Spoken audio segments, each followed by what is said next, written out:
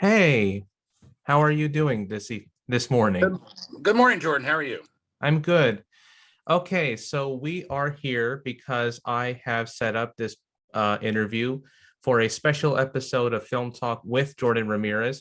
And this is a breakdown episode of a film that I have chosen, specifically A Place in the Sun. And my guest for today, he is a member of Film Tampa Bay. He is, if I got this right, are you the executive director of the Film Tampa Bay Commission?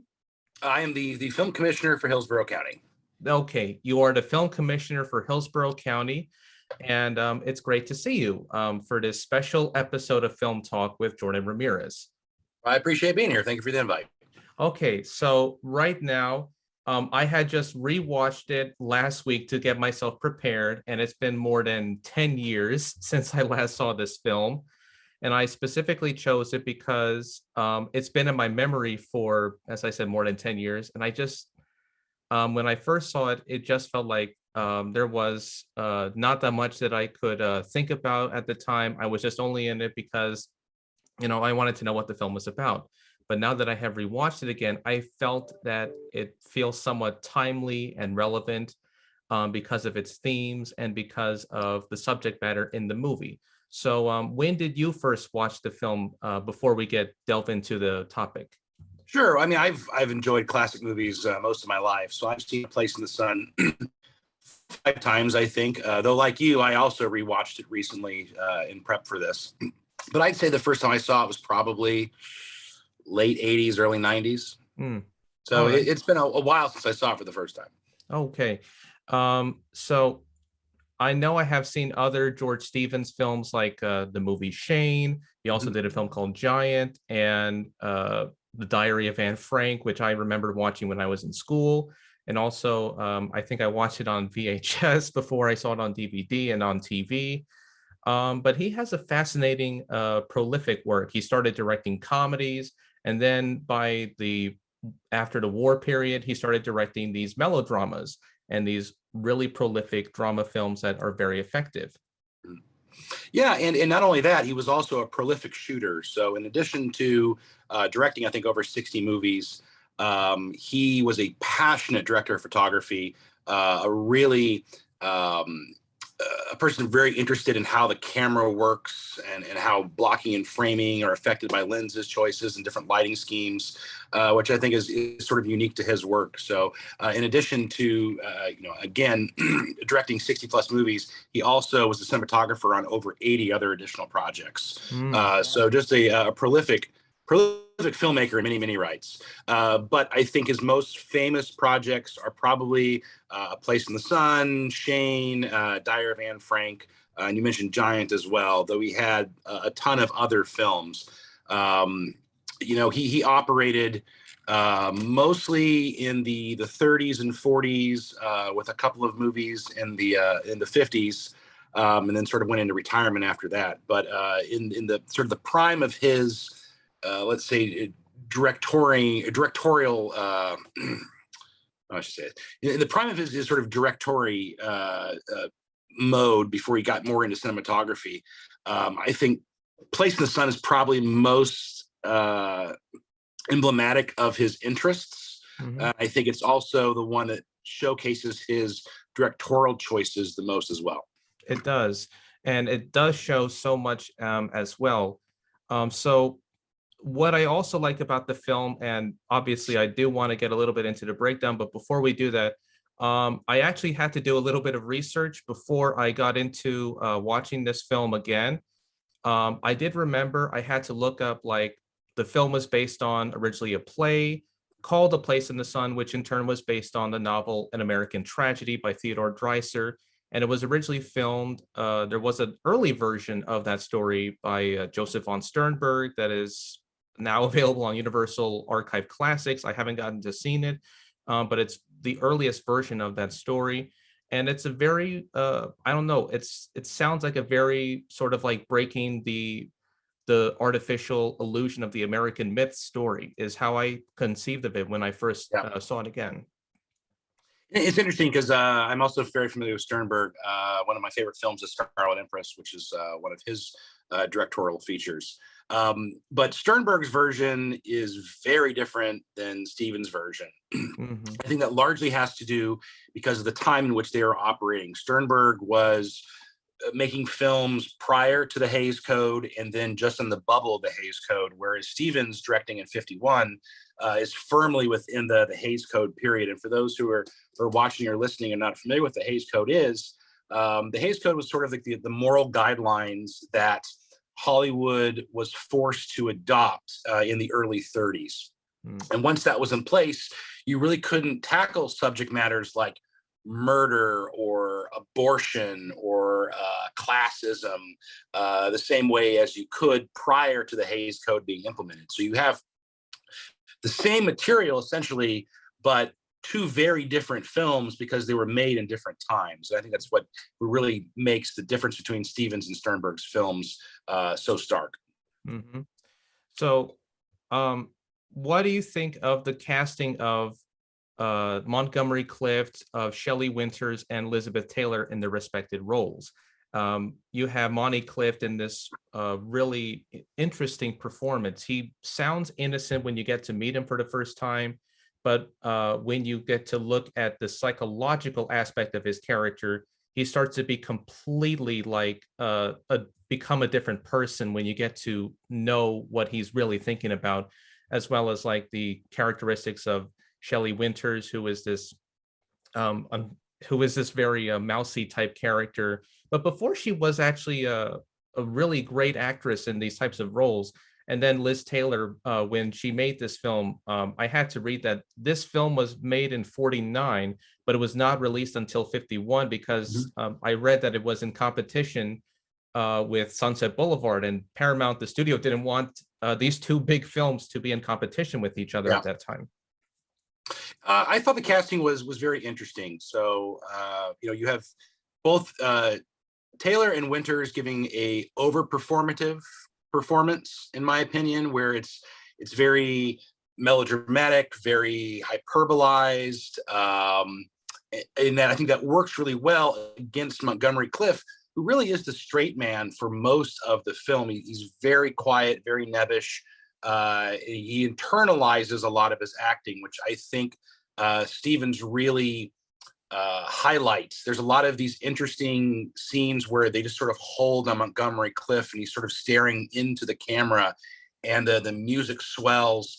And it's almost like a real-time example of the Kuleshov effect, where the audience themselves are having to figure out what is he thinking inside, because he's not emoting, he's just looking into the camera. And I think it's a beautiful artistic choice, both in Stevens' ability to pause and hold the camera and not feel like he needs to move on, but then also Cliff being able to recognize that and just be in the moment and sit there and internalize the emotions. And that comes up several times in the movie. So I think the casting is excellent. And I think the way each of the actors approached their characters really complemented the other actors in the scenes. So I think you couldn't have had an over-the-top performance like Taylor has without having, again, that sort of straight man reservation from Cliff to work off of. And you put them two together and it's like peanut butter and jelly, right? It just works together really well. It does. It does work really well when you see the performances of Winters, Taylor, and Montgomery Clift in this film. So now I want to break down maybe like some of the, to me, some of the big scenes in the movie. So the film begins with Monty Clift. He is hitchhiking to see his uncle, whom he mentions later in the film. He remembered meeting at I think it was like at a meeting in New York. And then he was a bellhop at a hotel that his uncle was staying in, and that's how they ended up running into each other. Yes, and so he is telling about like his backstory, about the fact that his mother was, as we find out later in the film, she is a missionary. She has her own like little missionary place where she's helping save souls. And then we find out that he previously did a lot of religious work because of, I don't know if in the film his mother was religious. They never mentioned the father in the film. So no, so the father was made out to be a sort of a street pastor or a street priest, and then obviously at this point he's passed on, presumably at a younger age. and then his mother went on to run an orphanage and do some mission work out somewhere. They never really explain where she's at or where the orphanage is at. But we also learned that Clift's character participated and was with his parents when they were preaching on the street, and participated in the mission work himself. Mhm. So that's the one thing I do remember as I was rewatching this film. And also when he was trying to get a job at his uncle's factory, his cousin, whom I don't think they mentioned in the film they met before, but this was like his first time meeting his cousins. So his cousin assigned him to work at, I think it was like an assembly line, and all of the workers were women. And I think he was the only male worker, which I found to be very odd, that he was the only male worker working in the assembly line and all the other workers are women. That I thought he could have worked somewhere else, but I don't know why they made that choice. But it just felt a little bit strange to me to put him into that position. And he felt like he was getting along with Alice Tripp in the movie, played by Shelley Winters. And then we sort of see that at first the relationship seems a bit awkward, and then they start to get a little bit comfortable with each other, even though it may seem a little bit nebbish. And then later in the film, as there's a scene in the film where he's talking with Alice Tripp, and they're walking past these little stores and signs, and she asks him, when you're an Eastman, you don't feel like you're fitting with us, because if you're an Eastman, you're part of them, you're part of the upper class, and I don't have. It's interesting that she doesn't have that sort of same background that he does, because she doesn't have that like same backing from a rich or wealthy family, which is what I think I got from this sequence. Yeah, so it's interesting. You have to look at the original source material as well. So American Tragedy was written in 1925, I believe. So a very different time period.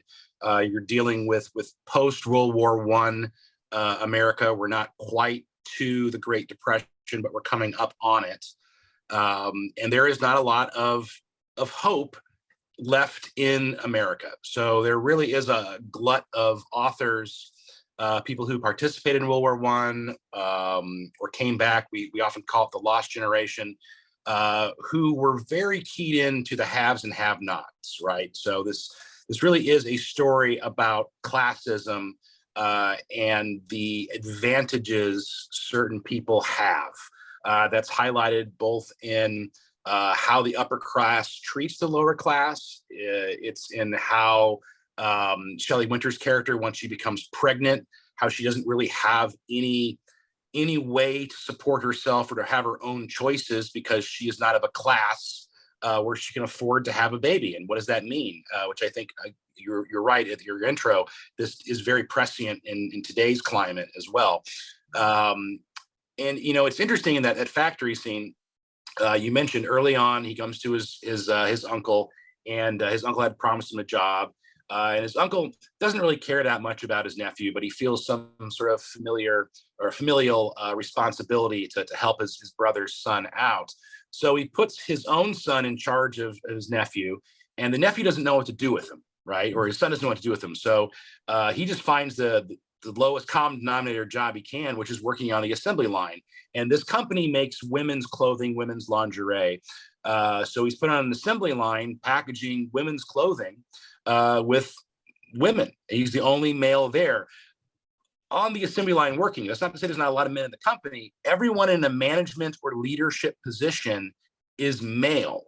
So I think it's significant that he's put on that line with her, because that's where the classism comes in. She's poor, but remember, he's also very poor. That's set up very early on, that he was doing odd jobs, working as a bellhop. Before that, he was with his family being a street preacher and a missionary. He does not have a lot of things. So at the beginning, he's given a job with people of his same class, right? The same opportunities. And I think that's why that initial relationship between Clift and Winters feels so organic, is because these are two people who don't have anything, and they've now found each other. Mm-hmm. But as you mentioned, she brings up very early on, in fact, in that scene, you're an Eastman, and Eastmen don't work the factory line. you might be here today, but tomorrow you're going to get a promotion. Like, I see where this is going. And I think it's at that point that he starts realizing that he needs to cash in on his name to climb the social ladder. So when he does get that promotion, you start feeling that estrangement between the way he's able to interact with Winters, and then now at this point, Elizabeth Taylor's character, who is of that upper class, and you see that push and pull where he still has feelings for Winters, but also sees the opportunity and then the allure of having wealth and power and status. And I think that is really distilled very early on. And again, in that scene on the factory floor where he's just stacking boxes, he's the only male there, looking dejected. And then out of the blue, as his uncle walks through and says, "Hey, I happen to be passing by. I was thinking about you. Here's a promotion," right? And as soon as he gets that promotion, he's on a different trajectory. Even though he's someone of low status socially, he now sees a means to an end of attaining what his uncle has. And I think that sets the course for the rest of the movie. But they never let him forget that he's poor. I think that comes up later on in the movie when he is, I think, up in the Catskills with Elizabeth Taylor and her family, and they're having a Labor Day weekend amongst a very wealthy crowd of people. And Elizabeth Taylor's parents basically say, "Hey, we just invited him up here to make a fool of him so that my daughter will realize that he's a person of low birth." So even though he sees... Hello? Okay, so we'll be so right now Tyler is having a little bit of technical difficulties, but we will be returning as soon as he comes back. In the meantime, I wanted to talk about something that I felt was important, but when Tyler returns back, we will talk more about the film A Place in the Sun and why, and we will get back to that as well. But in the meantime, I will be talking about, before he gets back on the line, I don't know what happened. I think I might invite him back. I don't know what happened. Oh, geez.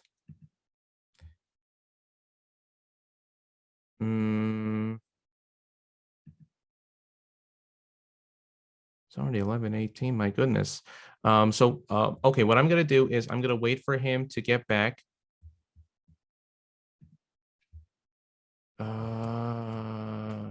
What the heck? Okay, you're back. I don't know what happened. What happened there? I just dropped off. Okay. But I'm back. Where was I? I'm sorry. Oh, okay. You were talking about how George Eastman was being hired by his uncle to now be promoted. And of course, because he still has that class difference. And now you were talking about he was meeting, George Eastman was with Elizabeth Taylor, Angela Vickers's parents. And they were talking about, and he was asking, "Why should I have you marry my daughter, even though I don't know who you are or what your background is? And tell us a little bit about your background, because I never heard of you before." Yeah. And that scene, it's so honest, where he sort of acknowledges the fact that he comes from nothing and he doesn't deserve Elizabeth Taylor as a significant other because she doesn't fit in the same social circles. And that's one of the few moments where I think that the classism, sort of breaks, and Stephen gives us a reason to be sympathetic towards Clift's character, because he's not terribly sympathetic through most of the movie. Mm-hmm. Even though he's our protagonist, he's someone who gets a girl pregnant, who no longer feels that he needs to be socializing with her because he should be of higher social status. So then he trades her out for the newer, better model, so to speak. Yeah. And then we know he's contemplating murdering her. Yes. throughout most of the movie. Hmm. So he's a very hard character to sympathize with. But I think that scene up in the Catskills where he's talking to Elizabeth Taylor's father and talking about his background, we see the person he was and still could be. An honest person, someone who cares about others, who is a family man and who wants to do right by his family. Um, but then at the same time, we move on from that scene, and he tries murdering his girlfriend. So Yeah, it's again a very hard character to like. it is. He's like an unsympathetic character, basically. He's a flawed character. He's not a perfect character overall. And when we find out that he has to carry on this responsibility and he's trying to delay of trying to marry Alice Tripp because he knows that if this secret comes out, I think he mentions that if this secret comes out, his family would no longer recognize him anymore. It's almost like he would be shunned out of the upper class society, and it would be a huge scandal for the Eastman family, of course, if they find out about this. And of course, Alice Tripp later finds out in the film when he tells her, "Oh, I'm going to be with my uncle at the summer home in the lake, and then we will think about getting married later." And then it turns out there's a scene in the film where she goes through her mail and she finally sees the truth that he was not with his uncle, he was with the Vickers from this newspaper article that she found with a picture of him and Liz Taylor.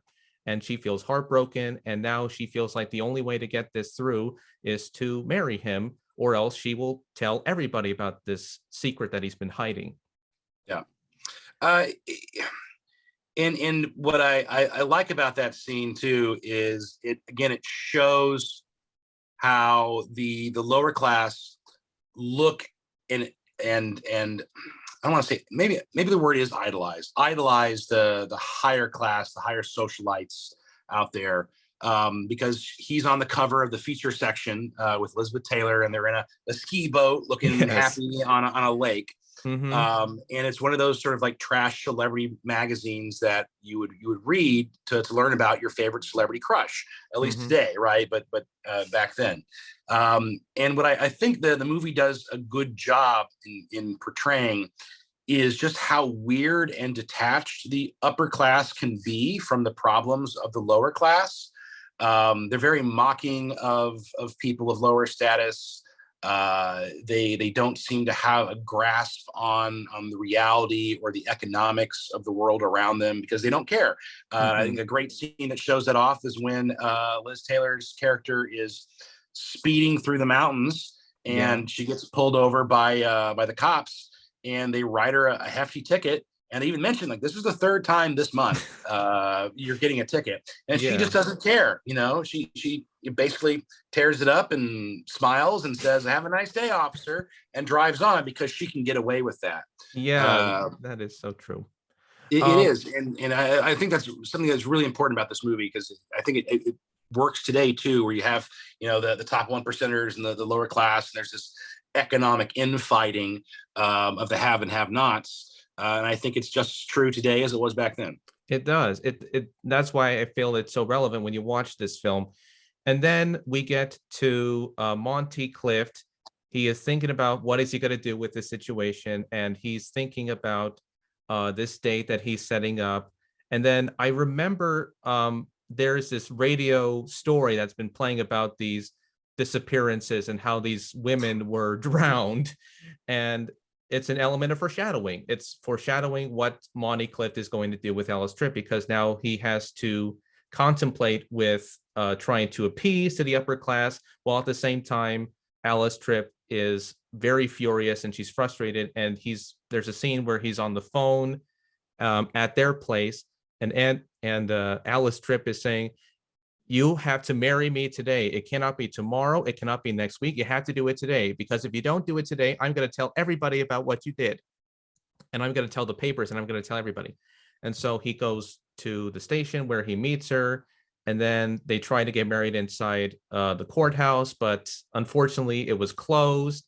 So instead he says, well, why don't we go to the lake? Why don't we go see the lake? It's beautiful out there. And then we start to see the motors gearing up towards the, I would say, climactic moment. I don't know if anticlimactic is the right word, but I think climactic moment. He's pretending that the car is stalled. He's going out to get the boat and to boat rent. And they're now in the middle of the lake where nobody could see them. And then we see the music swell up and we see Alice talking and she's thinking about what's going to happen and not realizing that. And I love the use of the lighting in that sequence. It's perfect lighting because it emphasizes what his character is thinking internally. And also, it's almost like we're watching himself distancing himself away from Alice Tripp, because we are noticing that he is now no longer the sympathetic character. He's becoming basically a murderer for this sequence. And it's going back to what I was saying earlier, where Cliff would just stare out in the camera, and Stevens would hold on them for a long amount of time. The radio program he's listening to, where it's talking about, hey, we're having all these fun times up in the lake, but remind you, like, be safe, don't drink too much because people are drowning. We had 4 deaths in the lake this year. And you hear this in the background. He's just sort of staring into the camera, and we realize that he is thinking about those deaths, how he can put that to his advantage. He knows he's going to the lake. How can I get her up there? And you don't have to tell us any of this. Like, it's like he's sitting there with a billboard behind him with lines drawn everywhere. This is how I'm going to do this and that. Mm-hmm. We just know we can put the pieces together because the filmmaking is done correctly. It is. But what I love about the actual scene itself, so we know he's luring up or trying to get her up there to murder her on the lake. We know that's his intention. When she shows up unexpectedly and he decides to take her immediately to the lake, we know that's what the outcome's going to be, or we think so. But that scene goes on for a long time. It's a very drawn out scene. And it's because it's taking as long as it's taking him on screen to sort of internalize what it means to murder someone, and can I actually go through with it? Mm-hmm. And you're right, as they get further and further out, more and more remote on the lake, and as time's passing, because it starts out in the morning and by the end of it, it's in nighttime, right? That she's talking about the stars are out.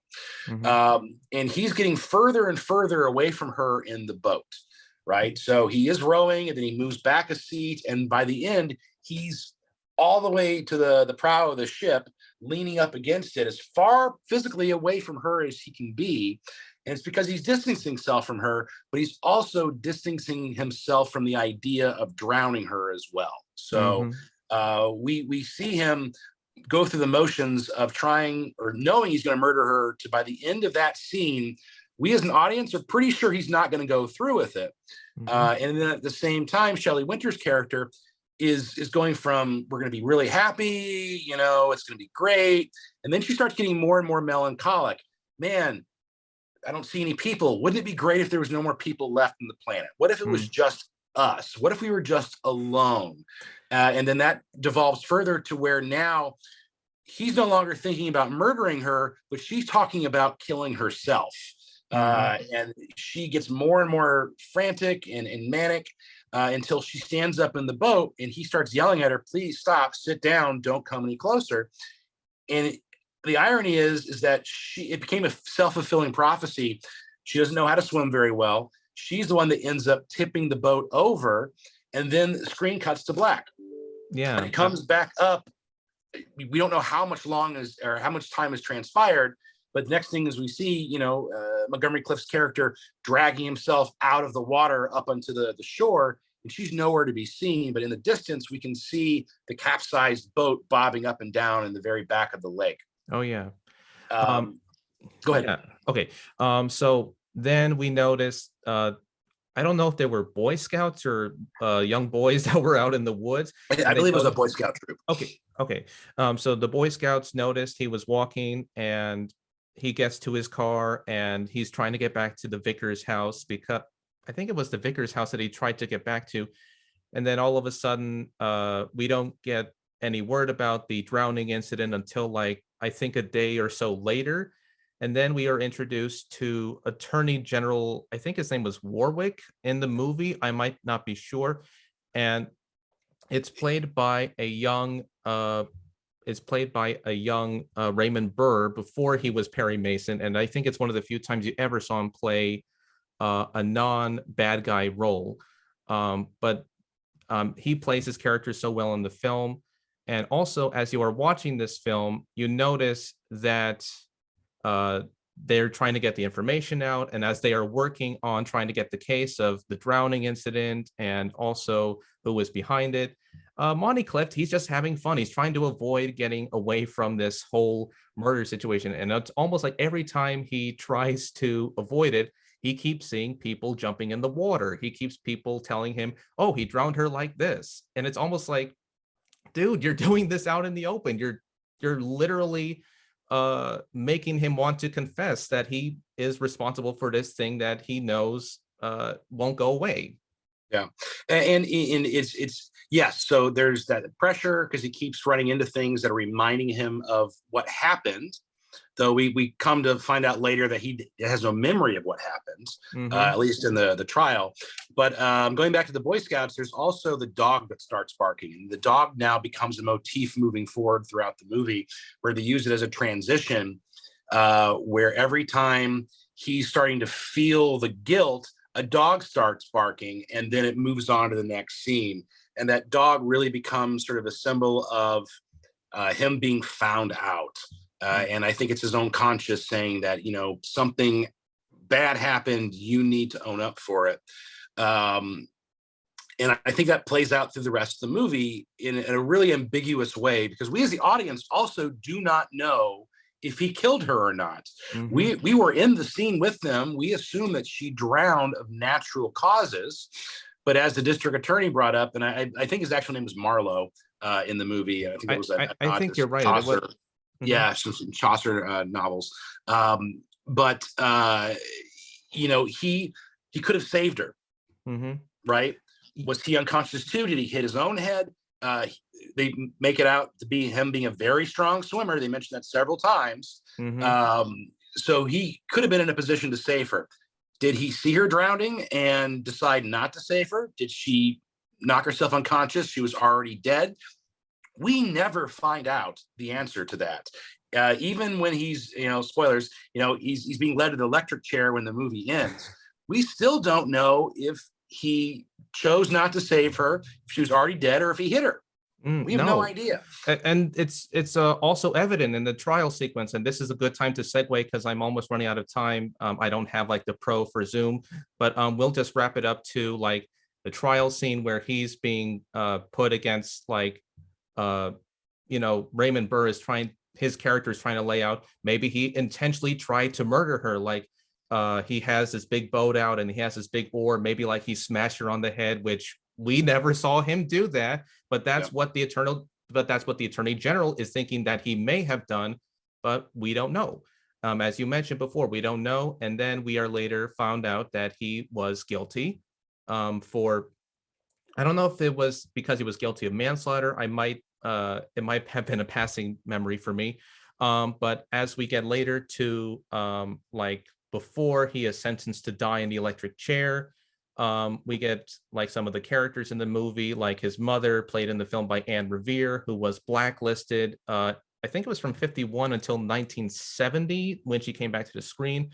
And she says something to the effect of, I pray to God that you are a good person, or something like that.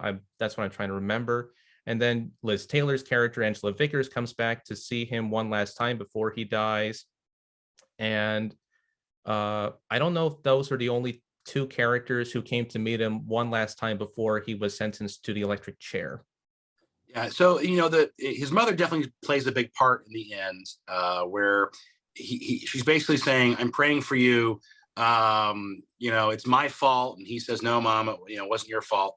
But there is another person in the cell with him, and that's the priest, who's come to read him his last rites, and he's trying to get him to confess, and he never does. I mean, he basically maintains the line that I don't know what happened. The boat tipped over. I don't remember her seeing. I hit my head. She hit her head. I heard the boat land on top of her. And the priest slowly guides him through guilt, not to admit that he killed her, but to admit that he wanted to kill her in his heart. Mm-hmm. And that's basically what the confession he finally pulls out of him, where we're right before he's being led to the electric chair, is that, the last question the priest asked him is like, you're guilty if you thought about killing her and you wanted to kill her in your heart. And he said, well, maybe I did. Mm-hmm. That's sort of a realization, but is he remembering, or is he just accepting guilt for all of the things that happened? I've seen this movie a couple times. I still maintain that he did not kill her, and he did not probably intentionally leave her to die. Mm-hmm. I think he sort of washed up on shore, and it was true that he had no memory of it. Mm-hmm. But to the priest's point, he's still guilty of something, right? And that needs to be accounted for. And to sort of end this, why this is important, because I think if this was made in modern times, it'd have a more ambiguous or a more definitive ending. I don't think it would be the sort of the clear cut that you have right here with this particular thing. But because this was made during the Hays Code, you cannot show a murderer on screen legally at this time without showing punishment being enacted. So there was no other choice than for his character, just because of the way Hollywood was operating at the time. He had to admit guilt, and he had to be punished for it. So I've never read the original novel. I don't know if that priest is in it as well, or if that's a manufacturer of the movie process. But it is a really interesting, ambiguous ending. It's up for interpretation. Is he guilty in his heart? He believes so, I think, at the end. But did he actually kill her? I don't think so. I don't think that's established in the movie. I don't think so either. Well, one last thing I would mention before we end this interview. I do want to mention that the priest in the film was a rare on-screen appearance by legendary cartoon voiceover artist Paul Frees. He had done a few live on-screen appearances, but it's great that he got to appear in this film. I didn't know about it until I found out about it later. But as you mentioned, it is a very ambiguous ending. We don't know what happened. I think in my consciousness, he may have, I don't know if he killed her or anything like that, but it's up to interpretation as well. So I do want to thank you for coming to this special episode of Film Talk with Jordan Ramirez, and also for giving your insight onto the film A Place in the Sun. And it's a wonderful film in my heart that I feel should be seen by maybe somebody who has never heard of this film, or maybe somebody who was thinking about, watching it, but were very hesitant to see it.